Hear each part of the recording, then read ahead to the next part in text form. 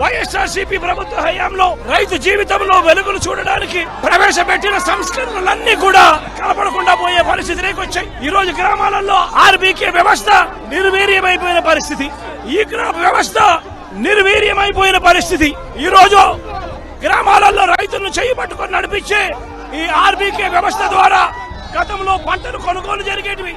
ప్రతి రైతు కూడా ఈ క్రాప్ కింద రిజిస్టర్ చేసుకున్న ప్రతి రైతుకు కూడా గిట్టుబాటు ధరలు వచ్చే విధంగా ఆర్బీకేలో ఈ మాదిరిగా పోస్టర్లు కనిపించేవి.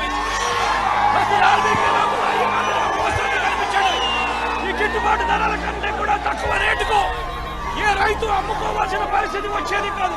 ఒకవేళ అమ్ముకోవాల్సిన పరిస్థితి ఏ రైతుకైనా ఉంటే ఆర్బీకేకి వచ్చి రిజిస్టర్ చేసుకుని 1907కు ఫోన్ చేస్తే చాలు, ఆ రైతులకు వెంటనే ప్రభుత్వం జోక్యం చేసుకుని పంటలు కొనుగోలు చేసే పరిస్థితి, ప్రతి రైతును కూడా ఆదుకున్న పరిస్థితి మా ప్రభుత్వంలో ఉంటే ఈ రోజు రైతులకు గిట్టుబాటు ధర ఇప్పించాలన్న ఆలోచన లేదు, ఆర్బీకేల ద్వారా కొనుగోలు చేయాలి అన్న ఆలోచన లేదు. ఒక నంబర్ ఫోన్ కొడితే చాలు ప్రభుత్వం స్పందిస్తుందన్న నమ్మకం ఈ రోజు రైతుల్లో కూడా కరువైపోయిన పరిస్థితులు ఈ రోజు రాష్ట్రంలో కనిపిస్తా ఉన్న పరిస్థితులు.